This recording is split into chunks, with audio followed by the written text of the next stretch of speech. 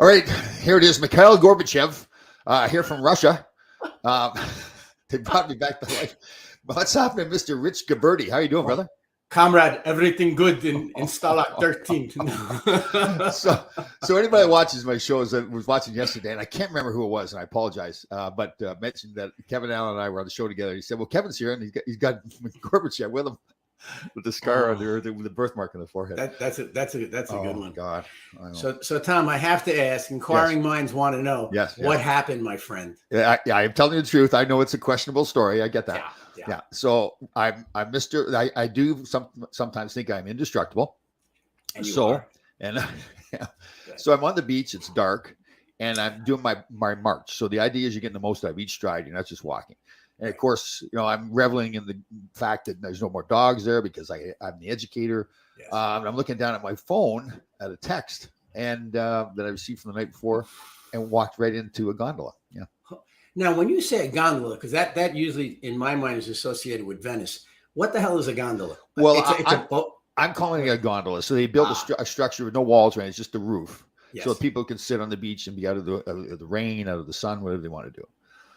Like a pagoda, in other words. Is that what you call a pagoda better? It's not a gondola, but that's fine. A gondola is one of those boats. I could be wrong, but I don't think that is what they. So you walked into one of the support. Yeah. Well, so they've got the beams going up, and then there's four of them. Yeah, there's beams going across. And so it's got to be one of one of the ones up and down though. No, it was a side one. Yeah. Because we'd walk into the pole, but so I knew enough for that. I was going towards the pagoda, or whatever we want to call it. Yeah. Man, I was proud of myself though too. I dropped myself, but I survived. Like that was the thing. That's the positive spin I put on it. That. Yeah, it was Anthony that said this yesterday, but that's right, Anthony Carlucci. Yes, thank you. Sure, an Italian. See, the Italians point stuff out. That Anthony. was funny. I tell you, when I saw that there, I said, I got to put that on the screen. Oh man! So I look at the positive side of it. I'm 64 years old. Almost, I tried to knock myself out and could not do it. I survived. Right, let's stop with the numbers, with the ages. Don't label you, me, or anybody else. No, you just walked into a wall. But you walked into a brick wall kind of deal. And you were texting. You were reading a text. I was looking at text. Yes. So was it mine? So that's good. You would let me know if that was my fault. Then I appreciate it. It's all about you. Wow. So you got stunned. You saw the stars. Oh yeah. Oh, pretty good. You saw stars. I just went down. No, I was.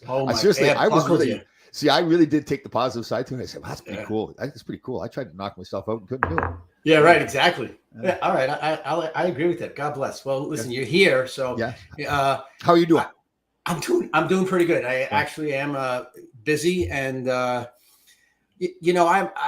don't get all caught up in the fact that this is like the end of the year. Buenos dias, señorita. ¿Cómo está? Listen to you. I'm getting better. I was walking down the street the other day, and some woman was cleaning up. I said, "Do you speak Spanish?" She said, "Yes, I need somebody to teach you Spanish." Oh my God! Here we go. That's your new pickup line. Yeah, it worked pretty good too. It worked pretty good. ¿Cómo está? Bien. I studied Spanish in high school. I mean, in high school. I might have been all 4 years I studied. Mount St. Michael Academy in the Bronx. Shout out to them. And sent a case. And you used to have to do the Nombre del Padre del Espíritu Santo, Amen. You pray in Spanish, and back then the teachers they would smack you in the back of the head if you weren't paying attention or saying that or praying. They would crack you. He'd walk up and down the aisles and smack you around. What do you got? Somebody's doing something there. No, just Danny Harrison was saying here. Bill Romanowski said when you see stars that you've had a concussion. Well. I've had multiple of those. Yeah. I have brain damage. There's no question about that. Yeah, the problem is when we were kids and we got concussions, they said, "Here, take an aspirin. Take an aspirin. Have a Coca-Cola. Have a Coca-Cola. Take an aspirin. Drink some water. You get back in there." Yeah, totally. That is true, right? Oh yeah. I just didn't know anybody, right? There's no education. Nobody did. Nobody. First off, you were young. Even when you played sports, college, high school, high school, college is the progression normally, and the NHL. There was nothing known about this stuff. If you think about it. Yeah, totally. Yeah. No concussion protocol. And when you're young too, you think, so what? It's deal with it when I'm 65. Right. Well, I mean, nobody really thought about steroids until Lyle Alzado died. I mean, that was the first one that woke people up, I feel. Yeah. And then even cocaine, nobody really thought too much about cocaine until Belushi overdosed. True. Everybody else, it was like, take this, feel peppy. How big of a problem do you think cocaine is in society? Oh, I don't know if it's as much a problem anymore as much as the opioids. Well, opioids. So it's. I mean, do people still do cocaine? I'm sure. Thankfully, I stopped doing that in 1987. But because he sees Rich Gabberty, that's why. Yeah, he's a star. Oh my God! Yeah. So the opioids, the opioid is the problem. Right. And the problem is opioid addiction. Like even guys who get injured, okay, fellas get injured, they're prescribed opioids, okay, right. And then what happens next is they run out of the script. They lose their script. They can't get them anymore. Some genius says you could buy heroin for $25, which is what it goes for now. It's cheap as hell. And the heroin is cut with fentanyl, which is an elephant tranquilizer. I can't even talk, and that kills people. Yeah. And that's really the progression. A lot of people overdose on this cheap $20 heroin because there's a synthetic thing put in there, which is fentanyl. And also it is. I got a buddy of mine who lost his son. He became addicted. Put him in treatment, and he was off it.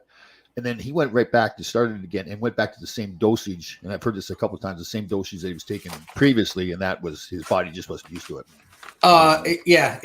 Which is a sin. And that has happened to a number of kids from Ryder, we know, and a couple that, I got to tell you something. Out of the kids in Westchester County that we coached, I ran the Mariners for whatever it might have been, I think 15 years or something. A number of them have passed away. Which is sad as hell. Oh yeah, I know. Okay, and they were great kids. Yeah, they were athletes. It wasn't like they were. I mean, when I was growing up in the Bronx, you could tell who the heroin guy was, or you could tell the doper, or you could tell who was smoking tons of pot. Right. But these kids, they were athletes, and they weren't. It wasn't noticeable, and then all of a sudden, a lot of them got injured. I mean, a lot of them got injured, and that's what led them to the wrong way, unfortunately. Yeah, there's been a few too that go off to college, like really quiet kids. You'd never think they go off to college and they say, well, they get pressured to try it, and they try it, and they have no idea what they're doing. Yeah. Yeah, well, that's another thing. Yeah, you go to school and it's party central. A lot of these kids. Yeah. So it is. I mean, it is a situation. There's so many things out there that we have going on that it's almost like this has been lost. If you're looking, I know the news cycle, as they call it, you got the Republicans, the Democrats, all of that stuff. And then they're taking down some famous person. There's always something wrong with somebody that people hold on a pedestal, so that this opioid and this fentanyl problem that we have is not talked about too much. Yeah. Man, the mental health issue and all that, our physical health, our mental health. Yeah, which is tied together too. I mean, the more people know about it. I mean, as far as mental health, one of the things to do with mental health is to exercise. Oh yeah, I mean, there's no BS about it. Exercise and 3 hours a day. We've talked about this 3 hours a day. I wish anyway. 3 times a week, 30 minutes a time. Very healthy. You know what I'm saying? Very healthy. I saw another great point too. I saw Jocko Willink doing an interview, and the interviewer asked him, "What do you do about how do you phrase it about people getting older and really like believing that they're getting older?" And he's simple. He says, "Listen, get up, exercise. Don't think about you getting older now." I think we get so much. I won't talk who it was, but I was talking to someone the other day too, and he was talking about how doctors. He's laughing like doctors know what they're talking about. And he said that how do you say it? That they tell people as they go, they're getting older, that they're going to lose their balance, they're going to lose their muscle mass and all that kind of stuff. I'm thinking, no, okay, you're not going to be what you were when you're 25 years old, but you still don't have to lose it entirely. Just work at it. Well, you'll lose it if you don't work at it. Yeah. So that's the bottom line. So I know that for me, I have to go to the gym. The other thing that I'm focusing on is, especially now, I'm going every morning, or at least four times out of 5. I'm going to do cryotherapy. I start with cryotherapy 3 minutes, and then I go into the infrared sauna, and I bring something with me in the infrared sauna. And I've done that like 3 days in a row.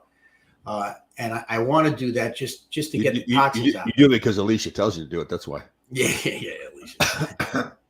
Oh, a great story. We couldn't talk about it publicly, obviously. But Barry Beck wrote about it today in his Facebook page. So anybody that's interested to read that, again, when he came here to our alumni golf tournament we all were aware of what was going on, but again, we couldn't talk about it, didn't want to talk about it. It's his story, but he's now come out publicly about it. And he's gotten himself some help, and the Rangers were fantastic to him too. He, Barry was very public. You know, he was over in Hong Kong during the whole Mark Pavlich career. He was very public in his criticism of the NHL and the Rangers in particular for not doing more. And there's a few of us in the background we're trying to tell Barry that's just not the case, that it's done very privately and very quietly. And that's the way the Rangers did it with Barry too. They were fantastic. They went above and beyond, spent a lot of money, and money's not the important thing, but most important thing, but they went out of their way to help him. And Glenn Sather really didn't know Barry that well either. He knew who he was and everything, but Glenn Sather really took charge. Jackie DiPiazza that worked for the Rangers was fantastic. The Alumni Association stepped in and got him a lot of help too. So it's good to see he got help. And it's an interesting point, because there is a lot of people out there that think that once the athlete is retired from the NHL, that he's just out there on his own. And it's really not the case. But again, they are adults. So if they do need help, they have to ask for the help first. And then it's people like Glenn Sather doing things privately. It's teams doing things. It's the Alumni Association. The NHL is still fantastic players. So it's good to see that Barry saw that and got the help that he needed too. So good point. Well, I mean, it's really important. But I think now that you're going to get help, I mean, people are more open-minded to even helping. So it's not like you got to walk around and tell everybody you have mental illness or trauma or PTSD or whatever it might be, depression. But you have to find somebody that you can trust. Okay. You need somebody to. Yeah, that's the thing. It doesn't have to become public at all. You can get help without having to become public. But a person like Barry, I think it was important for him to come out. Hopefully it can help somebody else too. He talked about the things he got. And Barry's a big, strong man. That's how a lot of Ranger fans or hockey fans remember him as this big, powerful man. And he needed help. Doesn't mean there's, Barry Beck's messed up totally. He just needed help in that area. So even messed up. It's not even messed up. And no offense, and I'm not picking on words, because I hate when people pick on words. But it's the fact is that everybody now and then in life needs a little bit of a tune-up. Yeah, you know what I'm saying? A little time out, a little dust me off.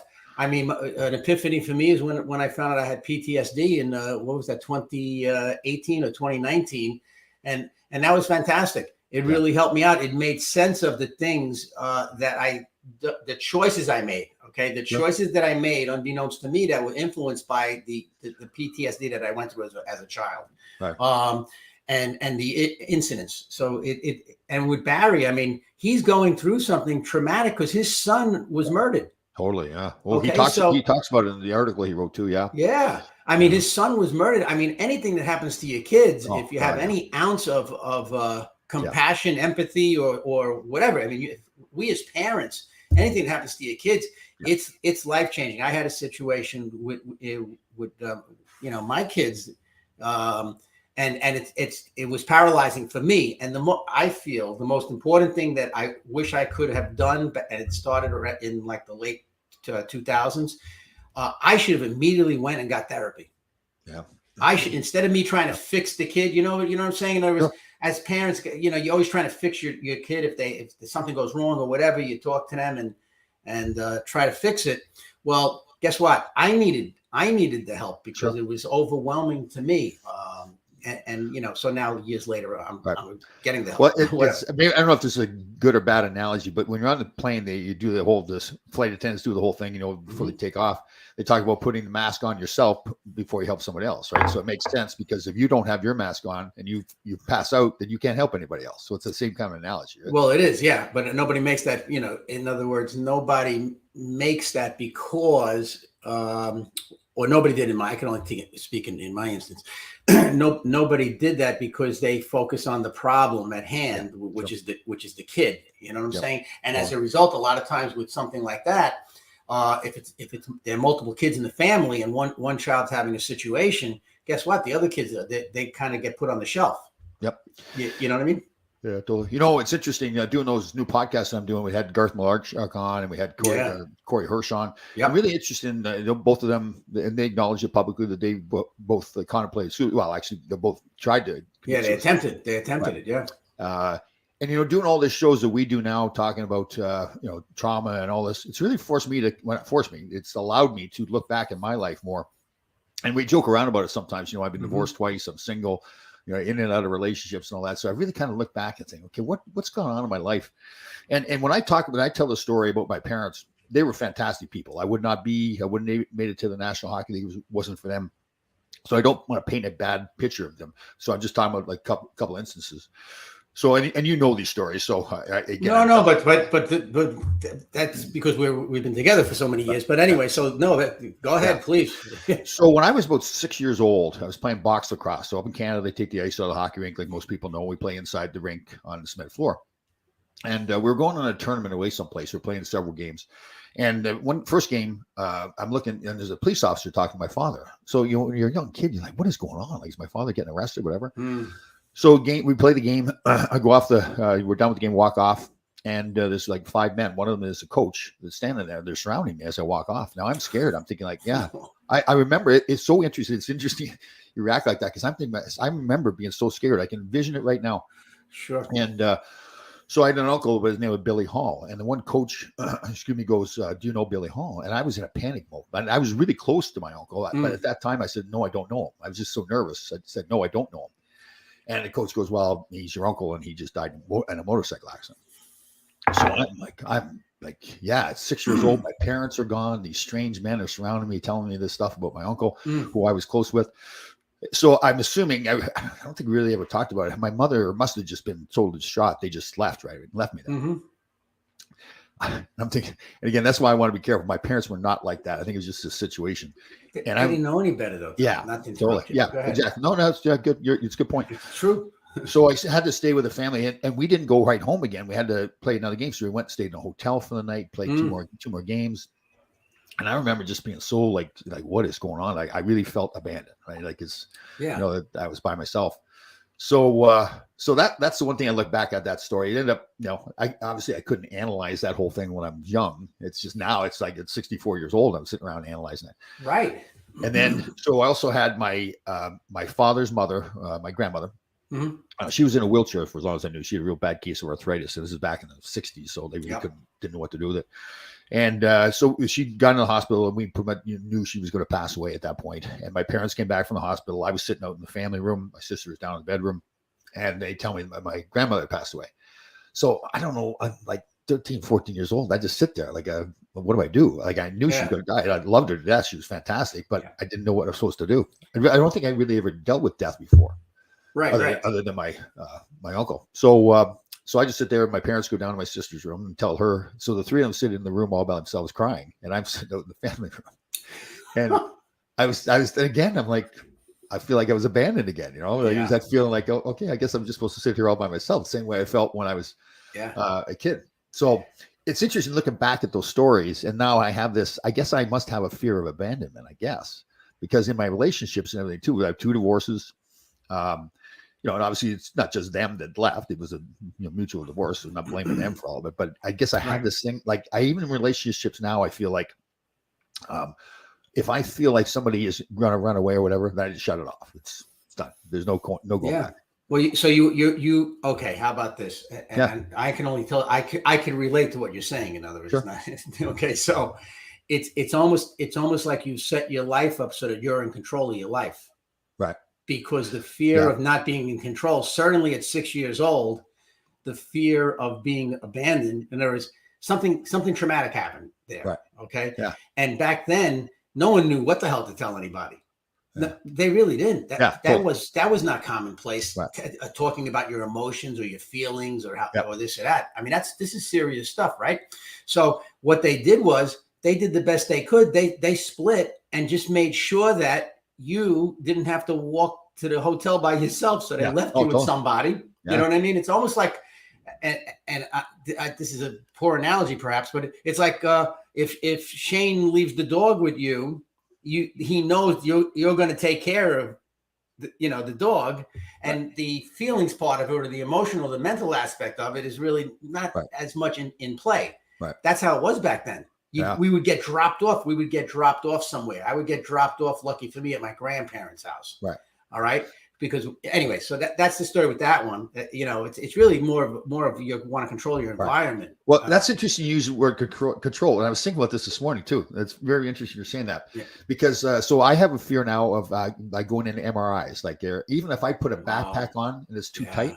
Yeah. So my fear is I actually think this when I'm in the MRI. I think to myself, what if we have an earthquake and everybody just leaves and they leave me there in the MRI and I can't get out? It's a control issue. There's no questions. I think it's the same thing when I'm driving over a bridge or something. I feel like I'm going to pull the car over to the side and drive off the bridge. Like I'm out of control. Yeah, there's a term for the bridge one. I forgot what it is, but there's actually a term for like the fear of going over bridges. My friend Vinny Terone, God rest his soul, he was afraid of going into MRIs, and he was a big guy like you. He was a bodyguard. He was just a big weightlifter, the whole bit. He was afraid, and they would give him. Not that I'm suggesting this either. They would give him Valiums. He was like so out of control. Now, but you don't have to. There's also, isn't there open? Yeah, open MRIs. I couldn't even get in that. I couldn't get it. And you know what? And it was there. I saw it. It was wide open. I could have gone out myself, but it already was in my head that an MRI was the problem. That somebody was going to. Yeah, I was out in LA. It was for it was a workers' comp case out there, or case, and I had to go get an MRI. And I said, "Listen, I can't do it." The women were like, "What do you mean you can't do it?" It got in my head so much that I just couldn't do it.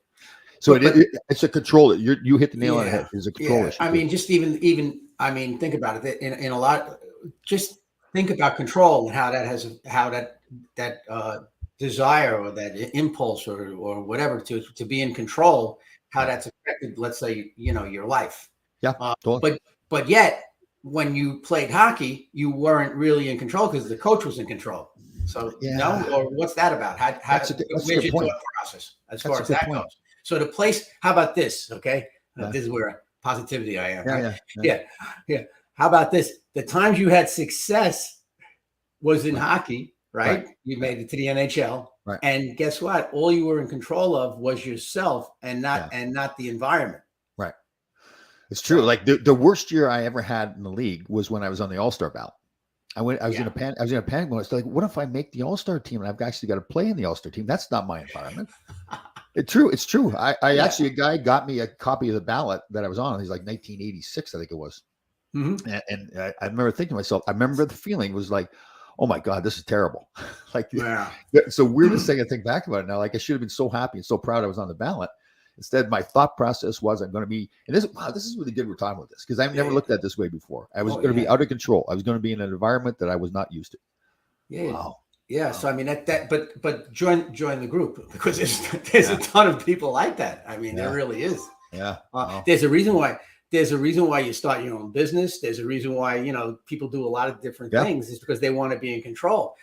What's interesting to me is how these guys like Jocko and all of them, how they.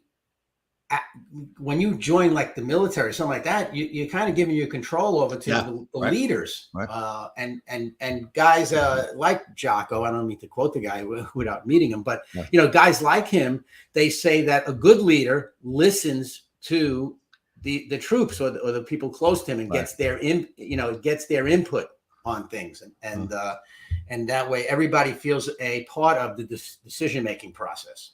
Yeah. So.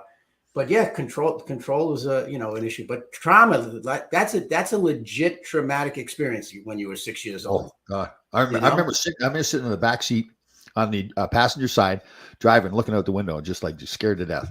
Yeah, and the people you knew who you were being left with, obviously, right? The parents and a teammate. What was it, like a teammate and mother and his mom and dad, or Totally. Yeah. I stayed in the hotel room with him and everything like that. And I remember thinking to myself, I remember going to sleep. I remember the whole thing. I could barely sleep because I was scared to death. Yeah. Well, that's a legit traumatic experience. There's no ifs, ands, or buts about it. There's nothing to be embarrassed about. That incident would explain a lot.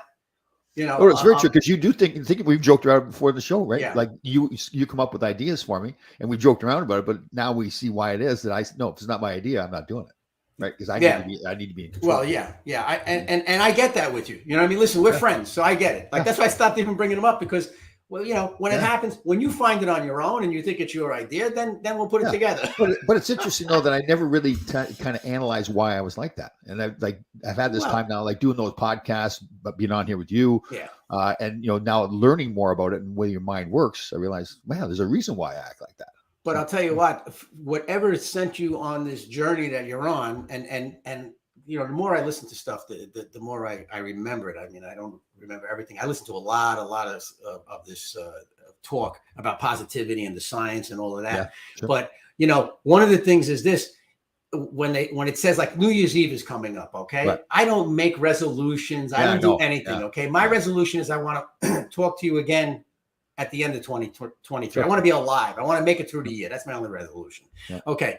What's my point? My point is everybody's about to set goals. Well, here's the problem with setting goals. A goal has a conclusion. Yeah, totally. Okay. Yeah. So the conclusion of our goals really is death. Yeah. You know, this is not, I didn't make this up. This is I'm regurgitating something that resonated with me. Sure. In other words, so we have to really just make goals daily. All right. And there could be long-term goals, but a lot of those goals we're never going to attain because really, you know, that's the problem with our society. We're making goals and the goals have an ending. And so what do you do after it ends? And which plays into your radio show of Next Shift. What do you do when your goal of being an NHL player or a professional athlete, when it ends, what do you do? What's your goal? Well, I'll give you a good example. My goal was to play in the National Hockey League. Mm-hmm. My goal should have been what that point was. If I did that over today, I would say I want to be a better player tomorrow than I was today. Keep doing that all the time instead of just being happy. And again, I'm very proud of my career. I felt I played well, you know, as a captain, assistant captain, all that kind of stuff. Years. Yeah, but I think to myself, I should have so much more. I should get better every day. I didn't take that. And I admire players like Sidney Crosby, who's constantly trying to make himself better. So that's to me, do that over again. And I think that's the big thing. Same thing, like you said, like somebody has a goal of being a doctor. Mm-hmm. Right. Okay, that's great. You're a doctor. Now try to be a better doctor every day. Yeah. Right? See, the thing about the athletic part of it is that those careers, some of them are like the average lifespan of an athlete is like 3 years, 4 years. Yeah. So here you have all this success. You've attained your goal, and you're 26 years old. Yeah, totally. Okay, you're 26. Yeah. You know, so that's where it's a tough one. Now, in your case, when you retired, I mean, what was that, like 91 or something like that? Yeah. You know what I'm saying? So you were really like, in other words, in 91, 92, I was with, you know, I was still in the entertainment industry. And I was in my mind, I was young. In your mind, athletically, you weren't that young. You know what I'm saying? And that's even worse when you play longer, because here's what happens. You know this from being in the entertainment world. Yeah. You're living in this world in a bubble that you think is, you think it's the real world, right? Because you don't know any different, because that's all you've ever done, right? In your mind, yes, this is the way the world is. Now you get out of that, like in my case at 31 or 32 years old.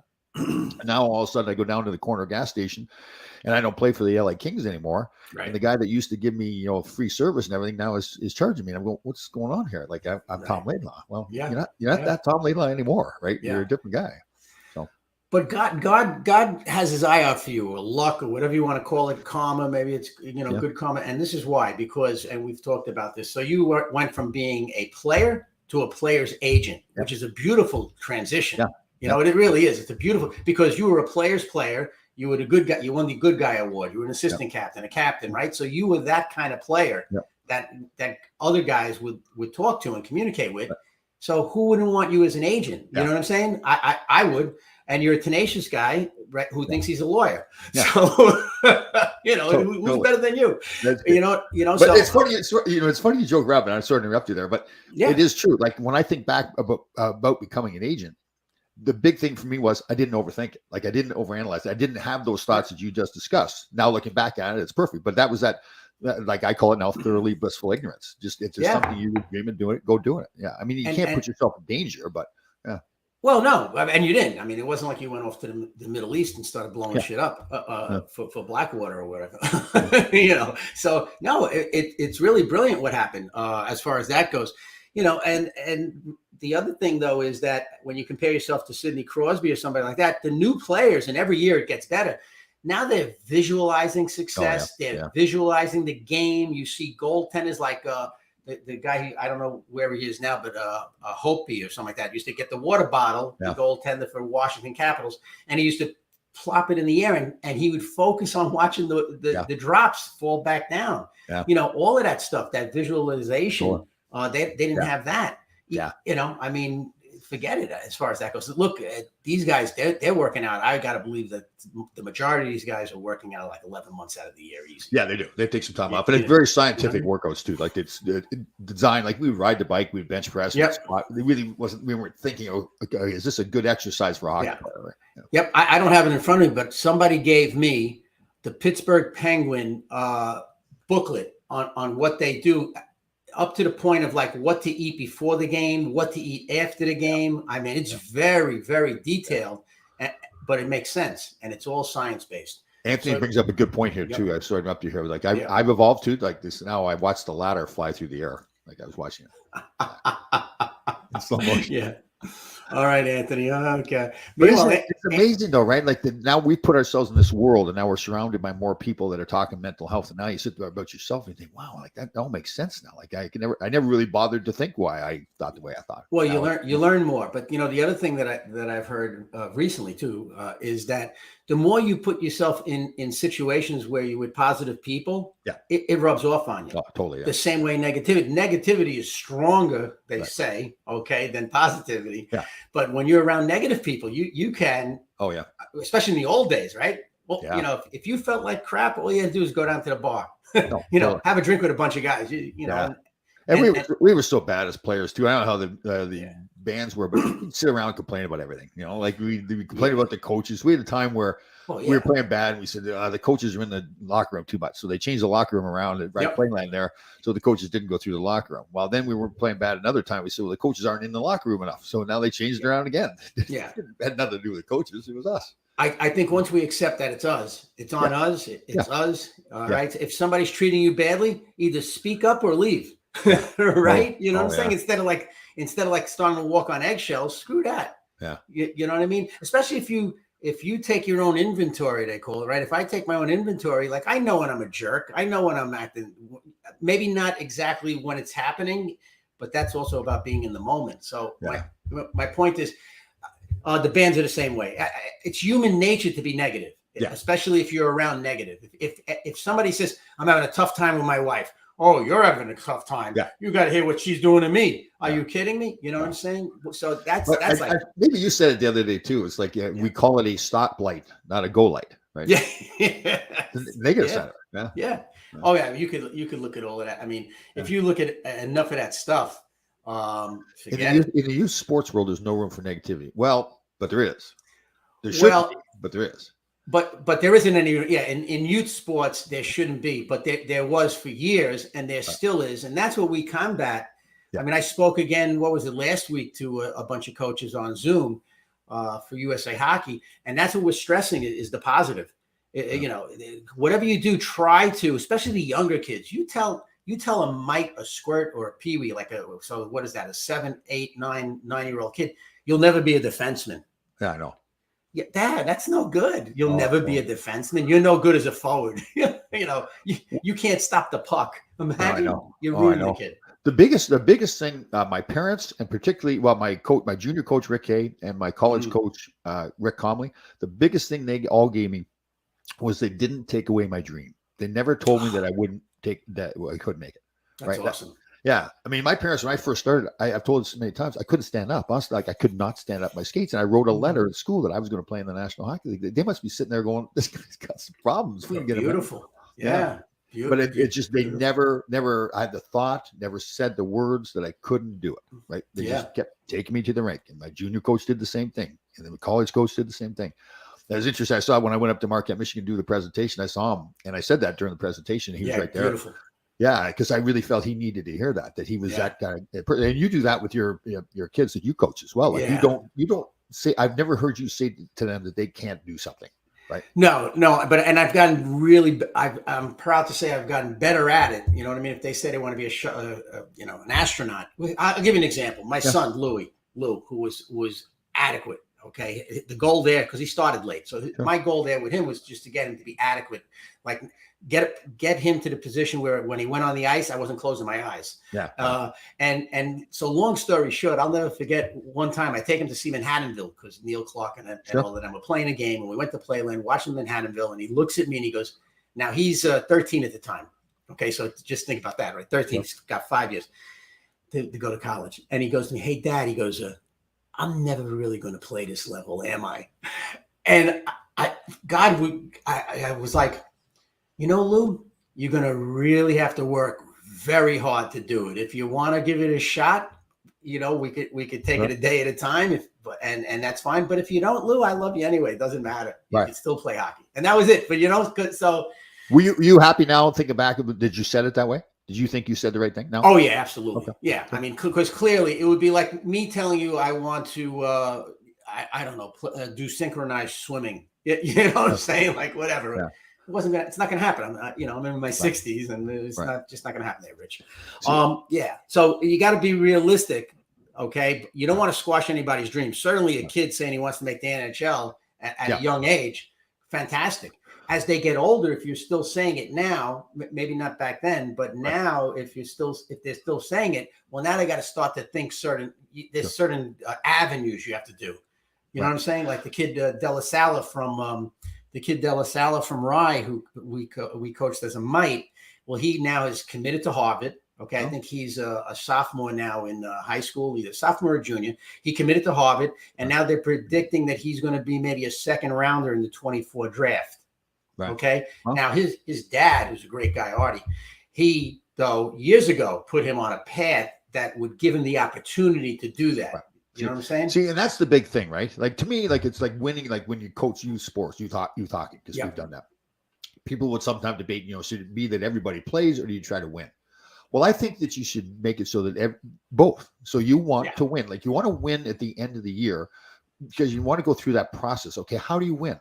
Well, you all have to play better. You all have to work together. All those things. So it's the same thing. Like, and you're right on. I think all kids, when they're playing youth hockey, we should say to them, listen, your goal should be to play in the National Hockey League. But you can't just say that you're going to play in the National Hockey League. Right. It's the process that gets you there. And then even if they fail, they now have gone through that process where now they know they've gotten better and better. They've seen themselves get better. And now they do that with the rest of their lives too. I know you know this stuff. Yeah, no. But the people listening, don't. And I mean, I know it only because we've been doing it for a long time. But parents out of the box, they have the kid. They bring them to the rink and they go to the Ranger games, and that's their thing with hockey. I think it's important that the coaches, in a positive way, let them know the progression. There's a progression to what's going on here. These are the skills we're going to teach at this age. Like we're not going to teach we're not going to teach strategy. We're not going to do an umbrella power play on a squirt team. Yep. You know what I mean? But we are going to teach them how to pivot and skate and pass and stick handle, all the things that I'm not good at. And that's why I'm going to bring a bunch of young guys to run the practices, demo the drills, and all of that stuff. Yeah.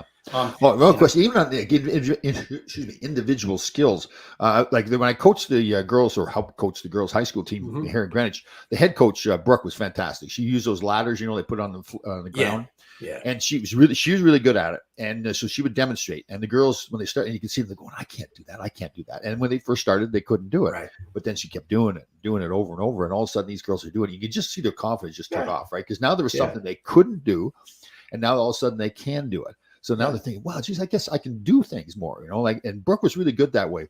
And I think, she would really push them a lot that way. And you can see the kids really improved during the year too. So it's good. Well, that's another great point you bring up is the off ice training now. I mean, there are people that are doing as much off ice training as they are on the ice. Yeah.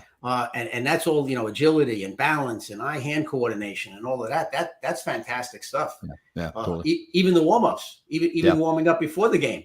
Now, totally. And like you said too, like now it gives yourself a license to be confident in your game because you've done the work, right? That's exactly it's the physical part of it, but it's also the mental part too. Yeah. And what is it, 1,000 touches or something like that, or 10,000 touches, right? There's something like that. Whatever it is that it's important now that these guys and girls get touches, puck touches in practice. Totally. It's not you standing around like in front of the board talking about the drill. Why this is why we're doing the drill. You do it all before you get on the ice, and then you go and you bang out the practice. And, one thing I was thinking about too is with social media now, like with Facebook and Instagram, the problem for kids is that they see these people that they're so beautiful or they're so talented or whatever, and they're saying to themselves, well, I'm not as good as that person, right?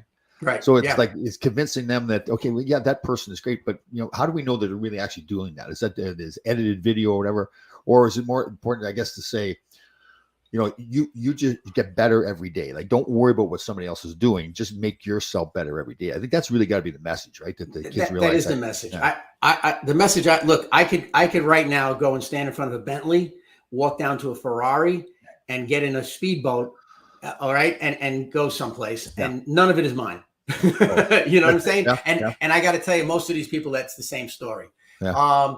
You do it, maybe that's a lifestyle. And how about this? Okay. And this is another one. I know I talk so much about the scientific stuff, but anyway, fact of the matter is, happiness is not determined by the car you drive or by the boat you have or the house that you have or the clothes that you wear. Happiness is a state of mind, right? You know what I'm saying? And it's about that. And it's more important to be happy and healthy than it is to be rich and famous.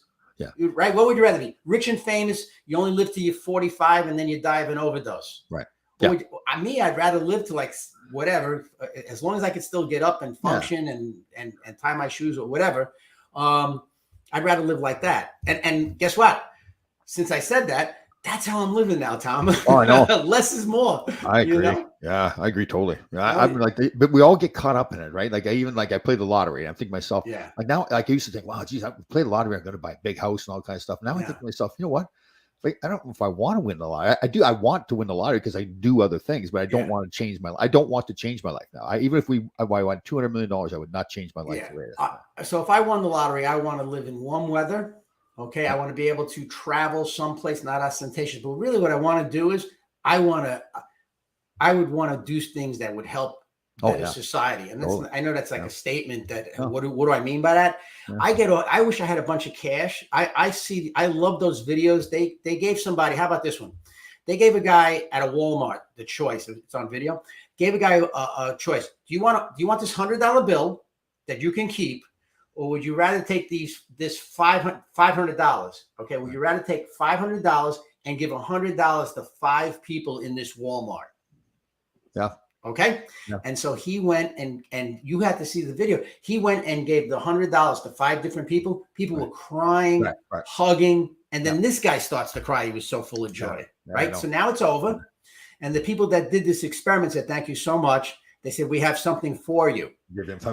And they gave him $1,000. Oh, that's cool. Yeah. So anyway. Yeah. So, there's another great video I saw on Instagram. There's a homeless woman. They were videoing it. A homeless woman sitting on the bench. She was sitting on the ground. Yep. And she had, the thing in front of her where people were donating money to her.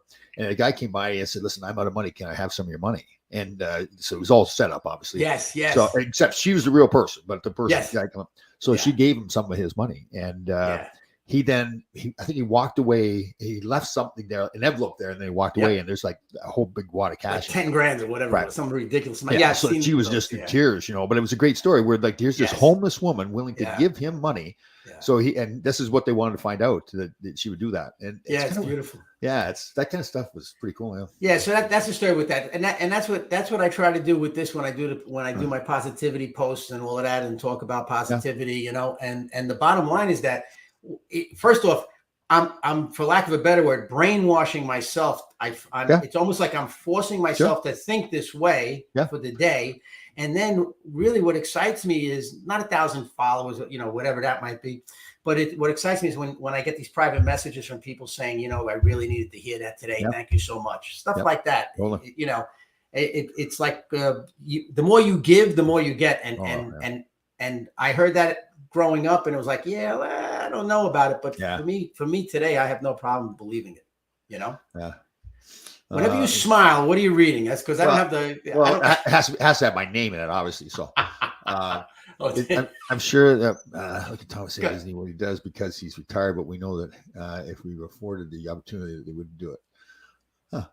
Say that again. Hold on. Wait, we gotta read this. This is a tough one, Danny. He's retired, but we know that if they were afforded the opportunity, that they wouldn't do it. I'm not quite. Well, Well, first off, Tom really isn't retired. I don't believe that. Number one. I'm not retired. I can tell you, Tom is not retired. I've been divorced twice. I cannot afford to retire. And you know what? I wouldn't retire even if I was. Yeah. And I'm certainly not retired. That's for sure. That's for sure. I don't know. Listen, God bless everybody. And I wonder where Bill is. Bill is our retired fireman from Jersey. Yeah. Has he said anything? Well, we were having a serious conversation. And he was making smart ass conversations. Oh, was he doing that? Yeah. That's awesome. Yeah. And he could tell that I was ignoring him, so he kept going and going. So yeah, and I'm sure I didn't speak proper English, so no, here it's fine. Here it comes. Okay. So now we're you love this Richie Goomba show. Listen, Goomba Johnny's the guy you gotta watch Goomba Johnny. But anyway, well, listen, but this is where it's at. I mean, this is real stuff. Right. So I've had a little bit of. We don't call it tough luck. Some incidents have happened. So I was driving to the Ranger game on Tuesday night, and I've got my Yukon Denali, very nice vehicle, and all of a sudden I hear this like banging noise. Oh, and no. I'm on the Hudson River Parkway driving south. Oh, that's too early. Geez, I'm looking around, I'm going, geez, this guy's car over there, it's not sounding very good. So I drive by him, and it's still banging. I'm thinking it's my car. So I've got to pull over. It's doing this. It's like the pistons are gone or something like that. I don't know what it is. Oh, no way. Well, yeah. So now I take it to the mechanic today, and he says, I'm going to take it to another mechanic too. He says, sorry, but you need a new engine. I'm going, oh, was it, did you run out of oil or anything like that? Exactly. So I have the oil gauge on it and everything, and it had the oil. Didn't come up. The check engine light didn't come up. I didn't think of that when I called the mechanic when I finally got home. He said, check the oil, and there's bone dry.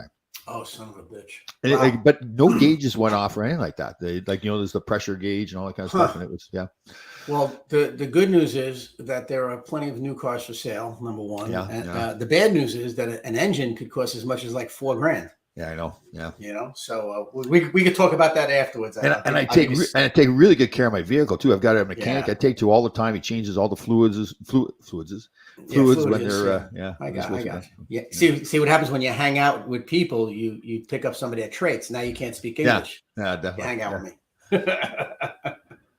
I don't have. Tom never comes up. I haven't gone to many games, Brendan. If I knew you're my personal sleep expert. First off, are there still blue seats? No, I think there is anymore. That's right. So there you go. That's why it doesn't come up to the Duff. That's why it doesn't come up to the blue seats. They don't exist anymore. Yeah, that's right. He was baiting me there. Yeah. I mean, Jesus, he goes up there where Dancing Larry is. Then he's going to have to dance. I did dance. Didn't I show you that video? Yeah, I was excellent. Of course. I was excellent. You did a great job. I don't know why they don't ask you back there. I know. So you know what it was? Because I made Dancing Larry look bad. That's why. When you went to the game with your blown engine, you got to the game though? No, I had to turn around and come back because I didn't know what was going on at the time. I was supposed to be, I was supposed to be doing a couple. Wait, pardon me. And because remember, I had a couple of cars there for a while. Yeah. And when all of this went on, no lights at all went on your dashboard. No, nothing. Wow. No check engine light, no low oil, nothing like that. And this is like a 2010, 2013. 13. It's got about 120,000 miles on it. And like I got this mechanic. He said, "Listen, if you take care of this car, you can get 300,000 miles on it if you take care of it properly." Yeah. So, and there's a lot of luck involved in that. Anyway, so okay. Well, like I said, I could give you two names and good luck. No, they'll save you money. Wow. All right, that's too bad. So you didn't get to the game because that's what. So Bill was left in front. He was standing in front of the Delta Suite. Yeah, that's right. Billy, Bill. I was going to get you into the contradiction. Delta Club. Yeah, I was going to get you in there, Bill. But that was the day. That was the surprise, right? You were going to give him the New Year's surprise. All right, so New Year's Eve's coming up. We don't make any kind of resolutions. You and I. No. The resolution. Hold on. Little dispute there. There is still blue seats. Susan sits in them. So really. Yeah. Please, Susan, take a picture for us of them because that's awesome. Yeah. That's a good. Walk up there, so no New Year's resolutions, right? Yeah. Nothing. Yeah. The resolution is next year. Right. Every day be better. That's it. Exactly. Every day be better, and then whatever happens, they. I also believe that you really can't. You got to just not. It's basically go with the flow. I mean, as long as you bring yourself and you're positive every day and surround yourself with positive people. Yeah. It will work out. I actually it's a great point because the positive thing was when I hit my head, the positive thing came. She's like, man, I'm still pretty tough. I can still take it. Yeah. And the positive thing was when my car broke down, I had to walk to the gym. It's about a couple miles each way. But I mean, I wasn't doing as much walking, so I got back into walking a little bit. So it's a good warm up. That's a good warm up when you walk to the gym. Yeah. The problem I had down here is I walked to the gym, and on the way back, I wasn't paying attention. I wasn't texting. I would tell you. Yeah. But I just wasn't paying attention. I was talking to a guy that I saw, and I stepped off the curb a little and turned my ankle, and I was like, "Son of a bitch!" Oh, that's funny. Yeah. That's funny. How was your Christmas, by the way? Good. Yeah. No, we had. It was fun. Did you go to several people's houses like you did? Thanksgiving? Yeah. We had. It was good. It was good. Yeah. Good. How about you? You had the dog. You had Maverick, my grandson. Oh, he loves me too. He's still like, they get amazed because he comes running up to me, and I have to go outside because he pees in my foot all the time. He's so scaredy. I already told you this one. He's scared. He loves me. Follows me around all the place. Actually, I'm going to have one weekend. And like they really trained him well because he was a little bit antsy. They wanted him to take a nap because he takes naps at a certain time. So I put him up on the couch there. He didn't want to be on the couch. He didn't like Tom, because he probably can't be on the couch at their house. Yeah, exactly. So Grandpa he's going to Grandpa's to get spoiled. Grandpa's teaching him stuff that maybe he shouldn't be teaching him. But the good thing was, though, he didn't want to be on the couch. He got down. They trained him well enough to get down. They did, yeah. And meanwhile, you were encouraging it. Oh no, over here you could do this. So don't worry about it. Yeah. Well, they're kind of weird. So, Alicia says something. The last time I got my oil change, the pan plug was left loose and the truck was dripping. Oh, that might be the issue. Yeah. That could be. Yeah. Blame the pan. There's a screw loose, Tommy. There's a screw loose in your car. We know that behind the wheel. Yeah. So, but it wouldn't. So I've had the oil was changed months ago. So there's no way the pan. You go to one of those quick change oil places? No, I got this mechanic that does it. But again, it's been there for the plug has been in there for months. It wouldn't all of a sudden fall out, right? No, but it could be loose. It could be loose. I mean, without a doubt. And if you just had it done like 30 days ago, let's say 45 days ago, it could have been loose. Who knows? You really don't know. You could have hit something, bottomed out. You could have hit the oil pan. Well, yeah, that could be it too. But I do make a point of looking underneath the car all the time to see if there's any fluids dripping, and it hasn't been. So, all right. Well, but then when I put oil in yesterday, I didn't have a funnel or anything like that. So there's some oil there now that's going to get dripped. Oh yeah, buddy. Wow. Okay. Yeah, that's good. That's good. I do have a tendency of saying, you know what, I can do it. I can. Well, you can if you. Yeah, watch a video though. Right, I know, but I knew when I'm walking away from the auto parts store, and I knew I should have a funnel, but I said, "No, I don't. I'm Tom Lightfoot. I don't need a funnel." Tom Lightfoot doesn't need a funnel. You need a funnel. You're lucky nowadays with these new cars that you could even find the oil stick and or the cap. I know. They're making them so difficult because that way it ensures that you bring it back to the freaking. You bring it back to the dealership. Yeah, like my key fob lost, like the batteries were dead on it. It cost me like $300 to replace it. Like it was like $100 to get a new key fob, and then they charged me like $200 to reprogram it. Wait, excuse me, hold on. The battery is dead on the key fob. You just open it up. You go open it up with a little screwdriver, and you change the battery. Yeah, but it didn't. And there was another reason why. You dropped it. You dropped it in water, maybe. No. Why didn't it work? I don't think it was nice. Yeah. There's a way around that, and I don't remember what it is. Well, you can order a cheaper one. And online. You don't have to get the programming done. That's the thing. They had a program, so or maybe I'm using the wrong word there, but no. If you look, did you bring it to a car dealership? I actually took it back to my car dealership to get it done. Yeah, because it's just they charge you more. Right, the woman wanted to go on a date. Yeah. Yes, on the serious side, though, they charge you more at the car dealership. Oh yeah, totally, yeah. But that's why you had to take it back to get it done. Ultimately, that's why I researched it. I had to take it back to get it done. They made it that way. Like again, I could have ordered a cheaper one, but I still would have had to get it reprogrammed. Reprogrammed, huh? Yeah. Oh boy, I know. Well, cars are expensive. They're expensive. Oh, I know. And the new ones you can't even work on. Well, I know, and I leased this one, and I bought it out of the lease. I thought, okay, I'm going to take care of this car instead of getting a new car like every 100,000 miles. I'm going to take care of this one, make it last, and now I got to buy a new engine. Yeah, I don't know. Yeah, well, but you didn't pay the lease for so many years. If you really think about it, that's the term. You know what I'm saying? So if you bought that in 2013, right? 2013, would you have like a 3-year lease or something? 3 or 4 year lease, something like that. Yeah. So you've been riding that without making a payment. Yeah. About you've saved thousands of dollars, and now you're about to pay some of them back. Yeah. Because of the freaking engine. Yeah, but it is a good. Tom, how does that make you feel? Tom, how does that make you feel? When the guy said it to me today, my first thought is he's lying. There's no way. Again, I had that cockiness, like, no way. Tom Laidlaw's engine never goes bad. Right? Yeah. Well, so I'm going to take it to another guy. Well, it didn't seize, right? It didn't seize. So here's the thing: it didn't seize. So now you put a bunch of oil in. You spilled some on the manifold. So when you start it, you shouldn't hear that noise, that pounding noise. You might not. If you haven't heard that, that's a good sign. Right. But then don't be thrown off on the fact that it's going to smoke like an SOB because when the oil heats up on the manifold, when the engine heats up, the oil. I drove it already. I did it yesterday, so most of it dripped off. So when I started this morning, it was And so does it sound okay, the noise? No, it's still doing the banging. Oh, it is. Yeah. Oh, yeah. And he's telling. He just listened to it. He didn't look at anything. Didn't test anything. He was one of the helpers. This guy. He listened to it. Then you need. He turned the engine on and said, "Oh, you need a new engine." Well, I'm thinking to myself, well, how do you know I need a new engine? You don't know what the problem is. Yeah, because it's cheaper. It's cheaper to throw a new engine in than to rip the covers off and change the pistons or whatever the hell are in those cars. I don't even know what they're in. But my problem with it is he didn't put any those tests and all that kind of stuff. He just listened to it. So it must be a good noise then. Then it must be one of those really good noises. Well, this guy's just wanted again. This guy got recommended to me. The guy I normally go to, I've gone to for many years, so I know him well and always been good. So I'm going to take it back to him. He's on vacation this week, happens to be.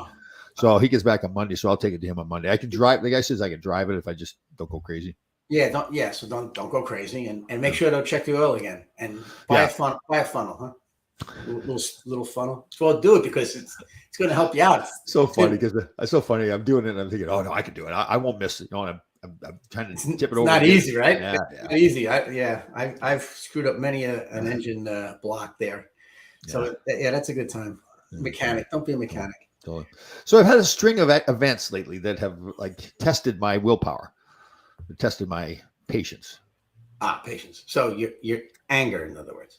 But you know what? I came through it pretty well. I found the positive out of the bad things happen. So I couldn't use the car for a couple of days. So I had to walk to the gym. I thought, you know what? I get back walking again. I wasn't doing as much walking as I've done in the past. Exactly. So that's cool. Right or wrong? Good. Oh, totally. I thought about yesterday. I thought, wow, I felt better. Yeah. I mean, if you have that mindset, it works. Yeah. It really does. Anthony, are you a mechanic? I'm not joking around when I ask that. There he goes. No, but that is something. That's the piston in the rings. Thank you. Yeah. But he's Italian. But the theory is to get into the pistons and the rings and replace them would cost just as much to get a new engine. Is that the theory? Sometimes. You got to take off the valve covers and take apart the engine a little bit. And see, Italians always know about these things because we're always looking to do it ourselves. Well, that's right. That's like Columbus didn't wait for anybody to discover America. He just got in the boat. Yeah, so Columbus really did discover the Native Americans are already here. The Native Americans are already here. It's a good story. I like this story. It's like when you tell a story, I'm not looking to fact check whether the guy had the gun in Detroit when you went into the stands. The NHL guy told you he had a gun. Yeah. He's got a gun. That's it. Right. Gun. That's right. You know what I mean? When we landed, we've got evidence that Columbus did not really discover. I mean, those Native Americans that were there. What happened? They remember? Well, they were actually there, and they were waving at Columbus when he showed up. So, you didn't. Oh, so you're giving them the credit to discover America? I think they might have been born here. So, go ahead. Well, so it wasn't like Columbus, it wasn't like vacant land that Columbus showed up and said, "Oh, there's new land here that nobody else has ever seen before." No, but people living on it. The term in grammar school, vacant land, never came up in my grammar school. Okay, well, he discovered a new world when Columbus was around. Right. Okay, I'm not defending Columbus because go ahead. But when Columbus was around, in theory, I believe that he was part of the old world. They came from he was in Europe. Oh, okay. So the people over in Europe didn't know about America. This is what he's done. Supposedly, they thought the world was flat, and if you went far enough out into the horizon, you fell off. Right. I mean that's how we grew up. Don't you remember that? Fair enough. When you were a kid? No, I didn't. No, I didn't learn anything. No, I was working on the farm. Baling hay. Yeah, watching calves, cows give birth, like real stuff. We did. Yeah, my father had to tie a rope to the calves' legs, pull them out. A couple times they come out still. They be dead. My God! Yeah. So he would pick the calf up and drop it on his head. Like they had these really hard heads. He dropped it on his head, and it would bring the calf back to life. My mother did something like that with goldfish. When we won I goldfish, thought she said she was going to do it with you. No, it didn't work, right? No, she did it with goldfish.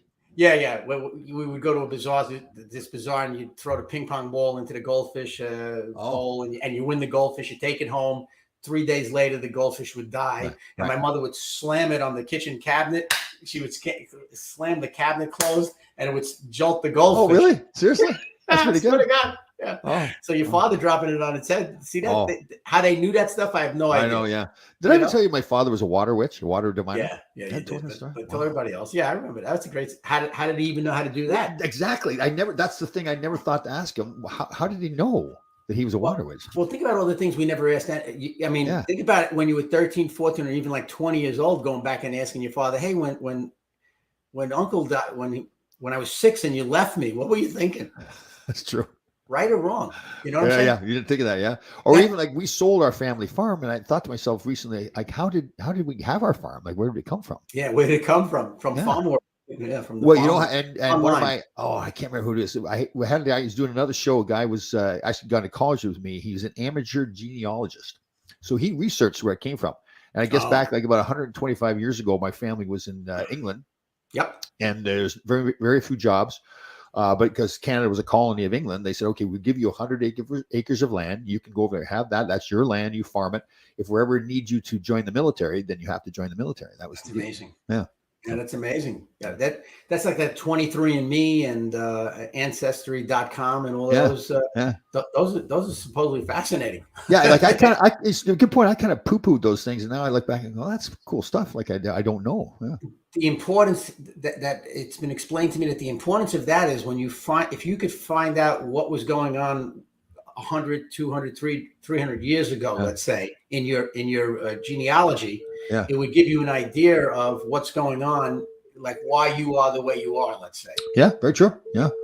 Very true. What do you have, like a delivery going on? Some truck Huh? Is that me? Oh yeah. Well, this new microphone picks up everything. It does, right? Oh, I know, yeah. What's going Dive. That's really not like a backdrop there. You're in a submarine, is that it? Have you ever been in a submarine? Only as a child, my folks bought me a cardboard box that was a submarine. Oh, that was a submarine. Well, I was in the submarine there. You know, the Intrepid there in the west side of Manhattan. Yeah. To get underwater in that thing, no way would I get in there. There's sardine can, right? Oh man, those guys are. God bless them. Yeah. That I didn't do. My father brought me on destroyers because he was in the Navy. So he was in the Navy and he brought me on boats. And I found it fascinating, but I had no desire to go do that, you know. But yeah, the submarine's tight as hell. Yeah. My memory of this submarine was A Hunt for Red October. I don't know if you saw that movie. Sure, yeah. That was good. That's a great movie. Yeah. Yeah. And I thought of that because you had the bump on your head, for Christ's sake. So it's Denzel Washington, is that right? Denzel and Gene Hackman? Is that the one? No, that's another one. I'm not going to remember. No, that was Alec Baldwin and Sean Connery. Hunt for Red October. It's Sean Connery's a Russian commander. He's in charge of the submarine, and he takes the submarine and somehow delivers it to the Americans. That's right too. And, that was a pretty interesting movie. That's right too. Yeah. That was good. And the other one, Hackman and Denzel, I can't remember. That's a great movie too. Those are good movies. Yeah. Oh, I like that movie a lot. Yeah, they got in a fight, right? Like fighting over who was doing the right thing. They went to send a signal, and then because they only got half of the signal, Gene Hackman didn't you want to drop a bomb or something like that? Yeah. No, that's just Gene Hackman. He's a good actor. I like both those guys, Gene Hackman and Denzel. Denzel, yeah, he's very good. Man, he's in the Equalizer once. Oh man, yeah. There's some good. Those are some good movies. They don't make those anymore, Tom. So no, that's right. The sum of all fears. Barry Shelley says that's right. The sum of all fears. Is that what that was? Yes. Yeah. Right. Barry Shelley. Yeah. Look, the people that follow your podcast and follow you are so lucky you don't even realize what salt did he earth. Oh, people. I know. He sent me a Christmas card, man. Yes, that's right, Barry. Thank you very much, Christmas card. And I actually made a video. I was so touched by it. I was like, wow. And it's a cool card. It was the handwritten one too, right? He writes it up by hand. Yeah, he wrote it out and everything. I said I got to give him a video, and I gave him a video back. And but what a nice guy. Oh my God bless. And even Bill, God bless him, the retired fire guy who's my English coach now. He's my English teacher, and he gave me a private lesson. And I'm not too good at it. Every Thursday gives you a private lesson. But you know what I'm saying? There's so many people that do that. So we should have different segments on this show, right? Like today was the day of reflection, right? Yeah, like we'll have a reflection appear. Like for like 15, 20 minutes, we'll do some reflection. Well, we should pick a topic. You know. Yeah. So like I reflected back on my, how they abused me as a child. Listen, they didn't explain, but then they did the same thing to me. I mean, my father, my father, when I was very young, we would go every Saturday or something to my Aunt Antonita, his sister, and Uncle Lenny's house. And one time I remember my father and Uncle Lenny got drunk. And next thing I know, my father's beating up Uncle Lenny. Beat the shit out of him. Really bad thing. All of a sudden, next thing you know, load the car up. Everybody, we're going, right? And we drove back on Route 4 from Paramus, New Jersey. And my father was drinking grappa. He was like lit up. He was like all over the place. Drove us home. And I was a little kid. It scared the shit out of me. Just he was out of his mind. Well, never said anything about it. So here's one that I forgot to tell, another trauma. Yeah. It's similar to that story. So my mother, again, salt of the earth. I'm telling bad stories about her. So we were home one night, and she'd have a couple of cocktails, like she liked her wine. And something happened between my father and I. And I was like, I don't know, 5 years old or whatever. So time to go to bed. It's time to go to bed. I go to bed, and my mother comes in to give me a kiss goodnight. I won't give her a kiss goodnight. I bury the head in the pillow because I'm pouting about what happened with my father and I. Oh, God. So all of a sudden, my sister's in bed. I'm in bed. All of a sudden, we hear this noise, this bang and everything. We walk. My sister and I both got out of bed, walk to my parents' room, and my mother's beating up my father. My mother's about 4'11". He's 6'4". Now he's not hitting back. He's just blocking and everything. Yeah. And I remember watching this, and then so they stopped. My mother went up and slept on the couch or passed out on the couch. And it was a Saturday night because Sunday morning we would always go for a family drive. We just drive around. That was our entertainment on Sunday morning. Wow. So we get up on Sunday morning, we all hop in the car and go for a drive. Nobody says Nobody says anything, right? Right. Never explained. Never explained. Never talked about it. Nothing. Yeah. I mean, it was even that way with you I don't know if you had pets on the farm, but I mean, you had animals, right? So when like the cat would die, when you have cats in the Bronx, they're going to die. So one of my cats must have got squashed by a sanitation truck or something like that. And like, where's the cat? Where's the cat? I'm a young kid. And my father goes, oh, I didn't tell you. So-and-so stopped by. The cat wanted to go on a farm. They told me that the cat's on a farm. I said, can we go see that? Can we go see them on their farm? Oh. He goes, I don't know. Let it get used to being up there. And then we'll go in the summertime.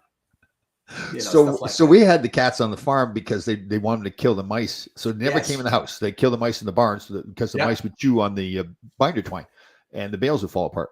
So during the winter when it was cold, the cat that you pull up and they'd be warm in the engine, the cat would go up into the engine. And burn it, singe it. No. It would just go up there and get warm. We would go turn the car on again and the cat would get caught up in the fan. Right. Yeah, right. Right. Yeah, absolutely. And we just got so used to it. It was like, oh, here goes another cat. Yeah. Oh my God. Oh, it's terrible. Funny. That was the thing about the farm. I mean, it was like things dying. Like, we'd have a cow, we'd be petting it one day, and the next day they'd take it to the butcher, and it'd be next day after that it'd be in the freezer downstairs in brown paper. Yeah, it was Fluffy the cow. Oh, we ate it yesterday, son. It's true. But again, you just got so used to it that's just the way it was. The cow's got it eaten. Yeah, that's crazy. That's good stuff. Yeah. What else we have here? We're trying to make up for missing last week with your. Oh, that's right too. Yeah. Your radio. Yeah, that's right. I was scarred for life. I know. Yeah. Sure. I'm being left at the side of the road here. How would I'm still laughing about the Gorbachev comment by Danny Erickson there. Yeah, that was funny. No, that was Anthony. Anthony, right? Anthony, that's right. I apologize. Anthony. Yes. Yeah. The Italian. Yeah, that's right. The Italian thought of it. Trying to take credit away from the Italians. So far, we didn't discover anything. Okay. The Italians. I'm glad you clarified that for me. Took our freaking vacation away. That's how we have to. Italians have to band together and take back ourselves. But apparently, was Columbus a bad guy? Did he do? I think people were bad people back then. Right. It's a war, and you meet these people, and they got. Yes, was he bad? Yes, I'm sure he killed people. I'm sure that. Yeah, it sounds like they came and got scared by the Indians. Right.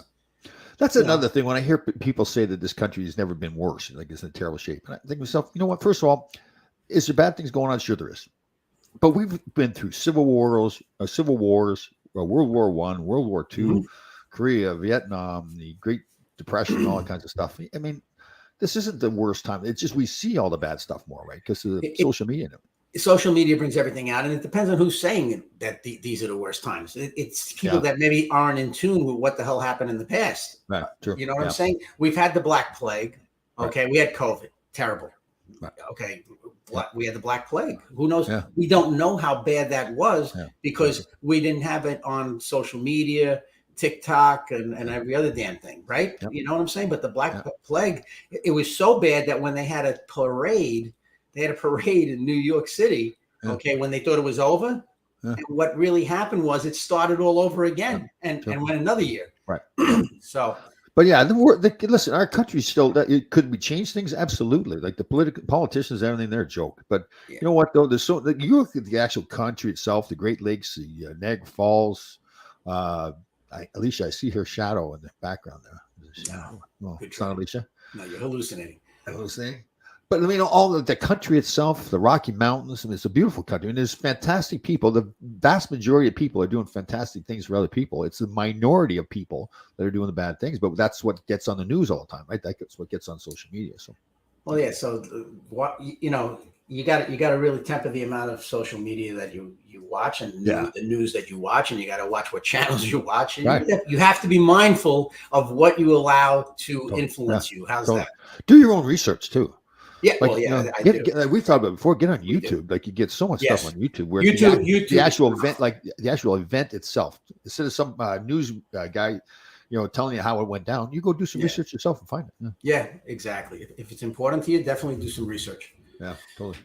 Here's another one that bothers me too. Like I watch a video and they say, "So this should restore your faith in humanity." Well, I haven't lost my faith in humanity. Have you? No. Yeah. No, but I look. I can only take care of myself initially. So initially I feel better. This is as good as I've felt mentally in a long time. I'm aware of what has brought me to this place in life. I'm aware of where I want to be today and tomorrow. You know what I'm saying? And I believe that positivity is better than negativity. It beats it every time. Oh. And that being said, there's going to be negativity. Bad things are going to happen. There's going to be adversity. So you know what I'm saying? So my wish in society would be that we unite. We somehow figure out some common ground, whether it's save humanity. How about that? Okay. Right. We get to common ground. Otherwise, we are headed towards this. If we allow this to separate us, we are playing into the powers that be. Right. We are dividing our society, and it could then cause civil war of some sort. Totally. Well, remember, like after 9/11, for the couple of weeks after 9/11, it seemed like we were so united, right? Like even politicians, the picture on the steps there, and for over a year at least. And then that's gone, right? So we shown we could do it. Yeah, right. Yeah. I mean, look, 9/11 definitely unified us. It's when we get attacked, when society gets attacked, or certainly let's talk about America, right? When America gets attacked, all right, whether you go back to Pearl Harbor, we were attacked. Right. Whether they allowed it to occur, there's all these conspiracies, right? Sure. But the country was attacked. 9/11, it sure seemed like an attack, right? Yeah, okay. Sure. Now, whether somebody let that happen or not, I'm not into all of that stuff for today. I know. We the people were attacked. That's the way I look at it. And now with COVID, we were attacked. But what happened there that I feel was different was that there were sides to it. Take the vaccine. Don't get the vaccine. Take the vaccine. Wear a mask. Don't wear a mask. Whatever. There was a lot of division. A lot of division in that. Oh, yeah, totally. That was definitely. That's a good point. We were attacked, but it was different, right? It's like instead of banded together, we. It was. In other words, 9/11 would have been different if, like, Bin Laden was advocating something, trying to justify why it happened. You know what I'm saying? If he was, that would have been different. But they were bad guys. Yeah. So, that was way different. There was a clear cut enemy. How's that? Clear cut enemy. It's funny, right? They talk about if a couple or a group or whatever, well, sports, right? A team has a clear cut enemy every time they step on the ice, right? Or the field. The other guys are your enemy, not for life, but in the context of that game. Yeah. So So what's going on for New Year's? Like, you be up all night partying? No, I don't do any of that shit. No, I have been asleep before New Year's some nights. You know what I'm saying? Yeah. So whatever happens. I'm really not making plans. I'm not going to really think about it. Really think it's another day, another night. I don't want to be a killjoy, because if people are into doing that, then have a great time. Right. But you know, I've done that when I was with that band. We played New Year's Eve. Right. Most of the time, right. and so that was a whole different story with that. But right now, I'm just happy. I mean, the only thing that I miss, and I got to figure out a little better, is the ability to go down to the beach, because the beaches are screwed up. You know what I'm saying? Right. So, you know, even if I drive, you know, someplace, it's nice to see the sunset. Yeah. You know, I like doing that. It's healthy, right. It's scientific, and all that. What are you doing New Year's Eve? Nothing. Yeah. Right. It's just another day. Yeah, I mean, you got all your neighbors, and who has possession of the grandkids? Yeah, I'm getting them one weekend. I think it's the end of the month. I'm getting them for a weekend because they're going away or something like that. Yeah, they're going away. Yeah, they're going to a wedding. Is it one of those destination weddings they're going to? It might be. Yeah. Listen, definitely. What a pain! I'm glad that wasn't around when we were young, man. The last thing I want to do is go someplace I didn't plan on going to. You know. What do you think about all the money that's spent on a wedding? Like, and the guys thinking to himself, okay, why don't we just go get married? Like, what is the big deal? Like, yeah. I mean, a good party is a good party. You don't have to. Yeah, really, just do it close by. Speaking about New Year's too, like, can you imagine going down to Times Square, being locked in there, like you can't move, like you got to wear an adult diaper?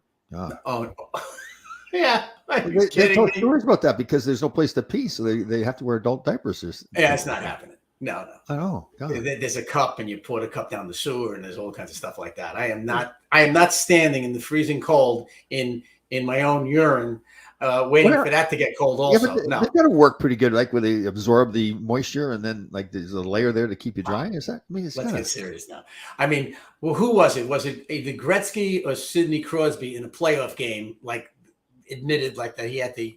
During the game, he wet himself. He urinated on himself. I forgot who it was. It was one of those two guys. Imagine if you're like that with adult diaper and have to take a dump too, like you do it. Yeah, that's great. That's good to know. Yeah, it's good visual. This is how we're going to end the show. This was a very mature show talking about trauma, and now we're talking about pooping our pants. It shows that's I'm traumatized still. You are both ends of the spectrum, man.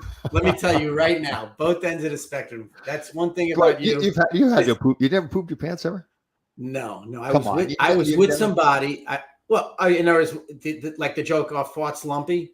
No. Well, then I just shit my pants. That's the joke when the kid asks his mom, "Mommy, are farts lumpy?" No, they're not, son. No. Well, then I just crap my pants. Okay.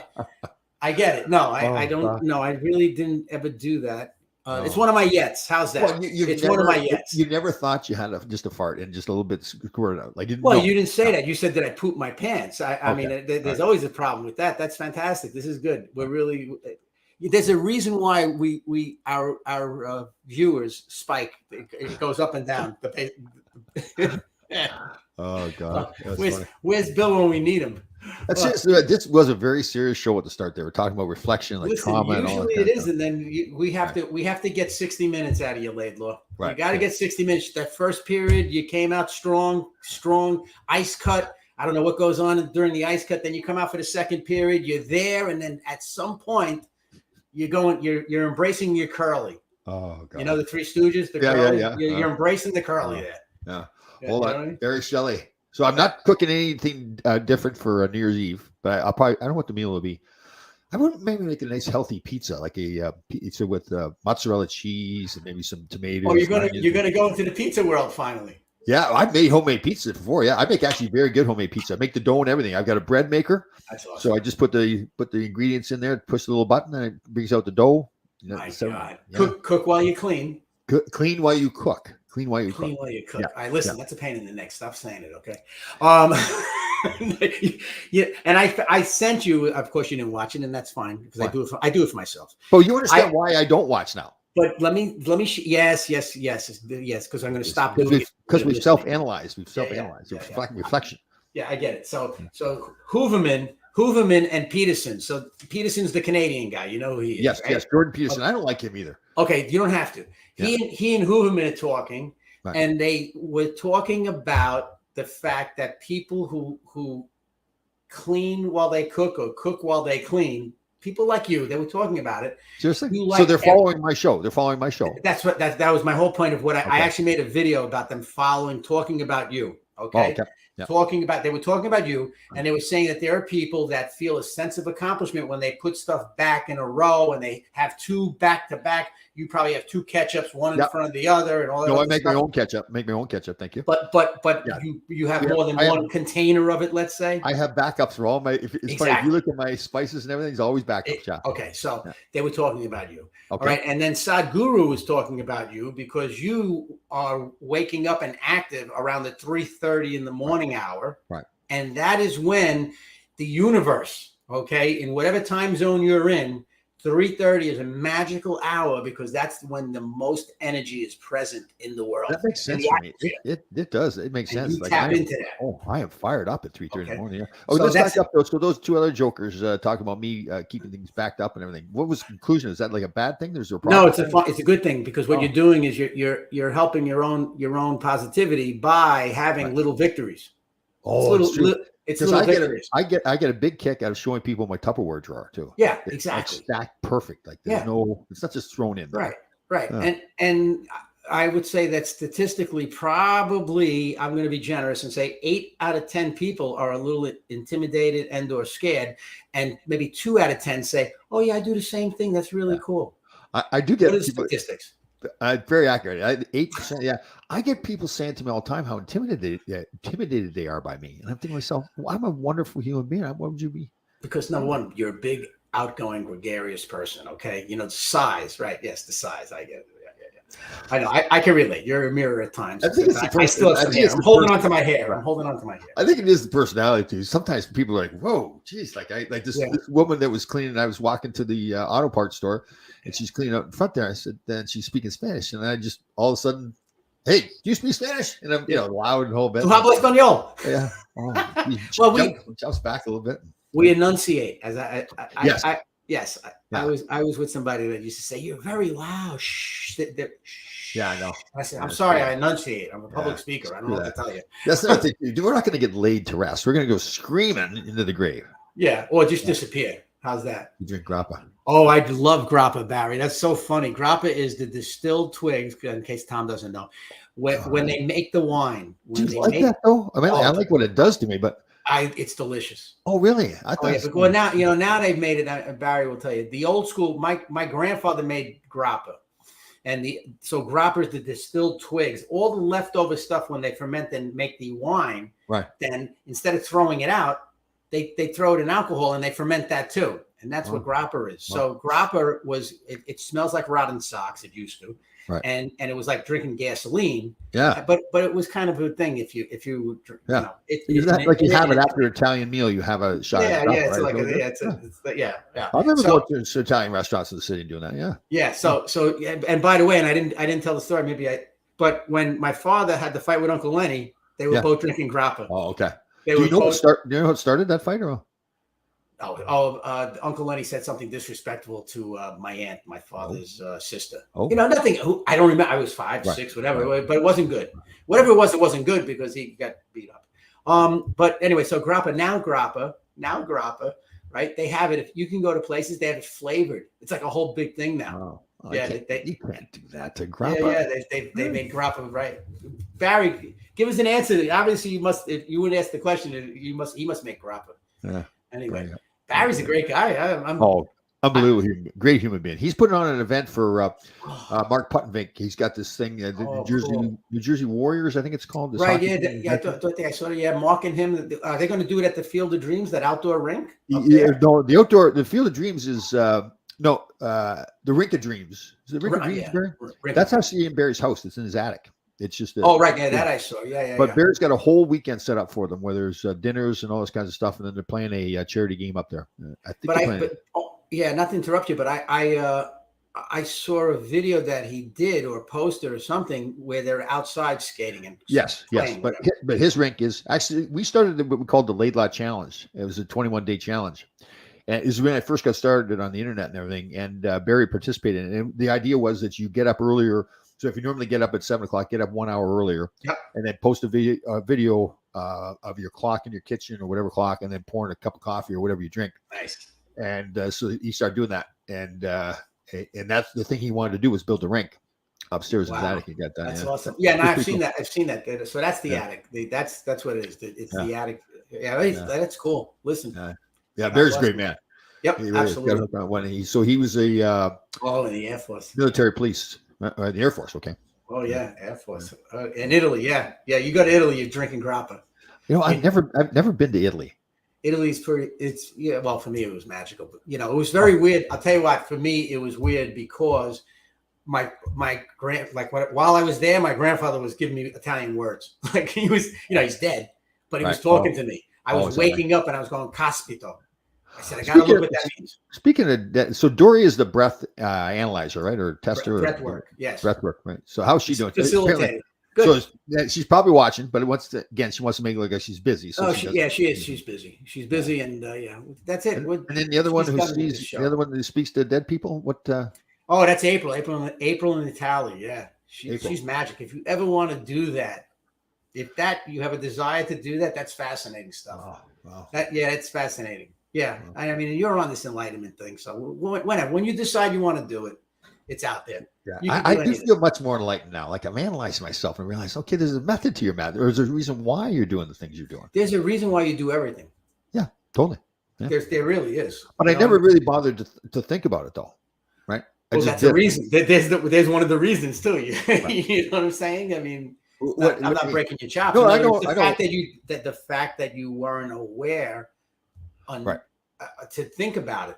Right. But once again, now that you're talking to me, but all the other people you're talking to too. Sure. All right. Yeah. So if you're talking to Clint, all right, he put a shotgun to his head. It's public knowledge, and he pulled the trigger. Well, he put a gun to his his chin. Yeah. Well, that would be his head. His body, his Right. But he pulled the trigger, bro. Right.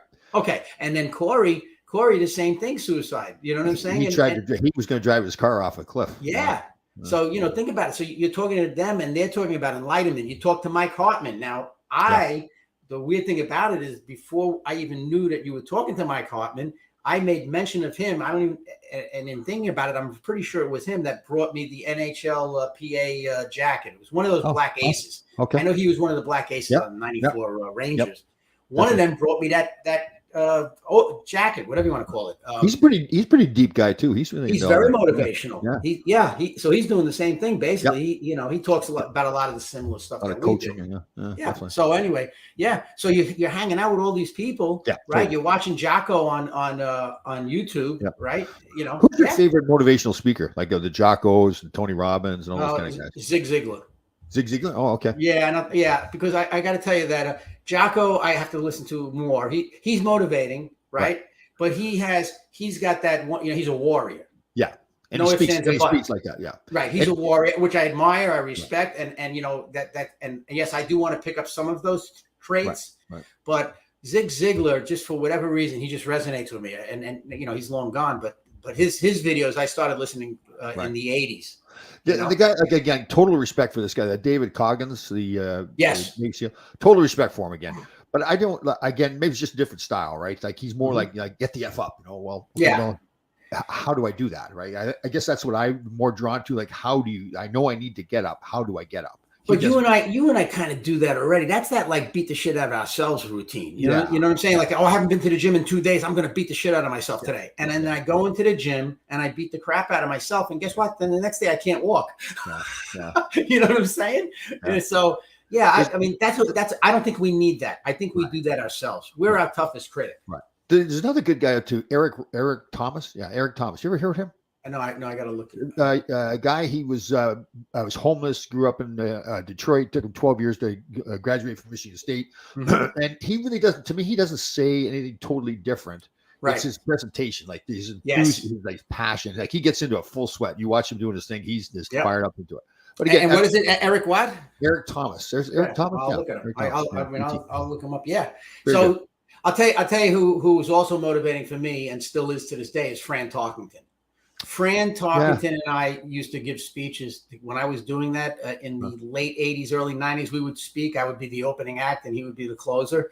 Right. And oh my God, what a motivating guy he is. Really? Yeah. Oh my God. Yeah. You know what?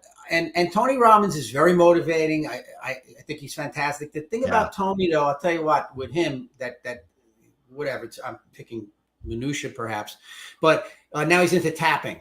In other words, whatever the fad is, you know what I mean? Right. Whatever the fad is, he kind of gets to the forefront of it. Like me, I like dealing with positivity. I like dealing with the science of well-being. That's what I do.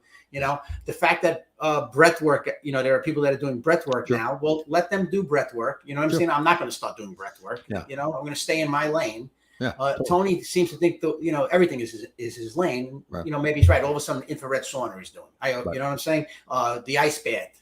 So. Do you know who I think is good? Joe Rogan's good too. I like listening to him because he's got that motivational side to him. He's also very I love when he has all these different topics and he really educates himself about the topics too. Joe is good because look, he think about it. He's a black belt in I think it's Brazilian jiu-jitsu or certainly Taekwondo. He's a black belt. He's a fighter. He's a legit he's won whatever tournaments, whatever the heck he's won, but he's very successful at it, right? Then he became a comedian. He's a stand-up comedy guy, right? So he's a stand-up comedian, and now his that podcast. I mean, he has monetized that up the yin yang. He's making a ton of money with what he's doing. He's serious about that show, right? Like millions of dollars they pay for him. Millions. Well, that's that. This is what I told you when we first started this 20 shows ago. People are making a ton of money on this. Yeah, totally. You know what I mean? And there are people that any of those guys that you see, like a Huberman or there's some guy that wears a black suit with a white shirt and a black tie, making money. What is this? It could just be me, but motivational people sometimes rub off on me. Well, because I think and that's a good point. And I've really learned too to say, okay, this is what I do. But you don't have to do what I do or do it to my level. I think that's sometimes people come out like these motivational speakers come across like, well, you need to do it the way I do it. Yeah. Like I'm doing it the right way. I'm doing it the better way. Yeah. That's true. Yeah. Yeah. No, yeah. I agree. I agree with you. The bottom line for me, what I tell people is I've made every mistake you could possibly make. Totally. You know what I mean? So as a result, that makes me a pretty decent coach because there's really not much you're going to tell me that I haven't heard before.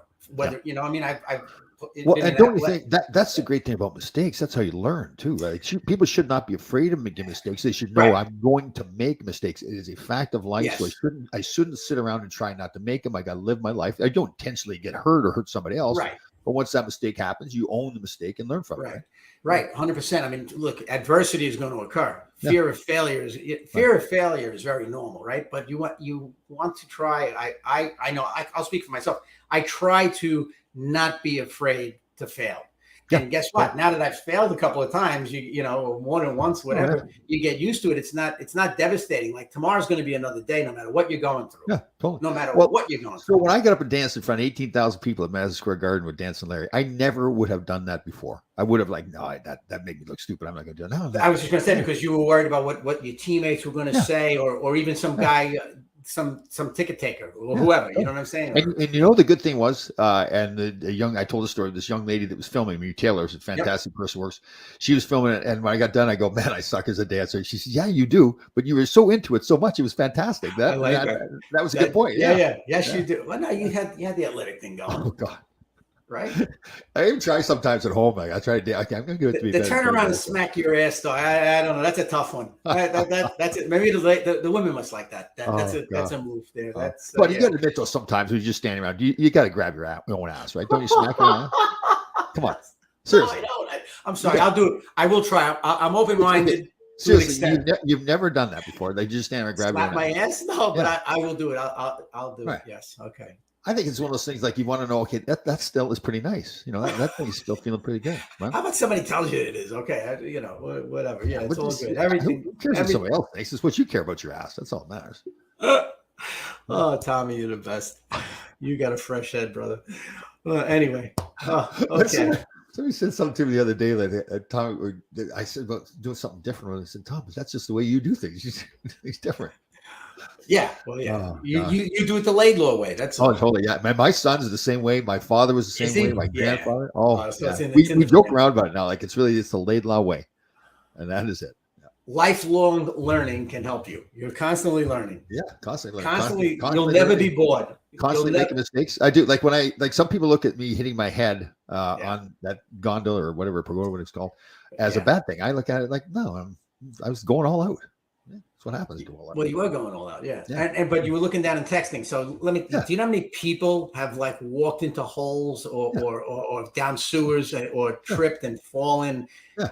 You know what I'm saying? Because they're texting or car crashes. You know what I mean?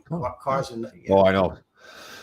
Yep, I agree. All right. So New Year's Eve is coming up. You're not going to be out. You're going to be safe. No, I'm going to be fine. Yeah. I'm going to be on the beach. I'm going to exhaust myself. Go to the gym and all of that stuff. So. Are you going to wear an adult diaper? No, I'm not going to do that. No, neither are you. Okay, so no, we're not doing that. I just smack your ass when you have an adult diaper on too. Do both of them. I don't know what to tell you. All right. Oh my! We really have to have the ability to edit this thing because the first like 40 minutes magic. Now the next like whatever the hell we've been on since then is good, but it's more of a comedy show. We'll put one of those stickers on there that like this is. Yeah. No. Just watch the first 40 minutes if you're serious. Watch the first 40 minutes. Right, okay, if you want to laugh your ass off at two guys, then yes, watch the second half. Definitely. All right. Again, worth reminding during the holidays here, tough time for people with mental health issues. The suicide, that's not a suicide hotline any longer. It is a mental health hotline. Mental health suicide. 988. Again, reach out to people. If you see Rich walking down the street with an adult diaper on, reach out to him. Tell him it's okay. It's okay. It's going to be okay. But certainly, yes, very important. Don't be if you can, reach out, ask for help. Definitely. Okay, you're not alone. There's tons of people going through the same things that everybody's going through something in this world. Exactly. Everybody. So there's nothing wrong. Nothing wrong. Reach out and just talk about it. Yep. Okay. Find somebody you can trust and just say, whatever. Definitely. I'm alone. Right. Call me. I'm going to be lonely. I'm going to be lonely New Year's Eve. We'll talk to each other. We'll have a drink together. Maybe we should do that. Yeah. We'll do a show on New Year's Eve. If you want. Listen, I don't know what day it is, but we can do that. Fine. Yeah. Well, I'm definitely having a couple of cocktails. So that'll be an interesting show. Well, that'll be a good show then. Yeah, all right. All right, buddy. Have a good New Year's. Wear a helmet, brother. I'll talk to you soon. See you next year, folks. That's right. Bye.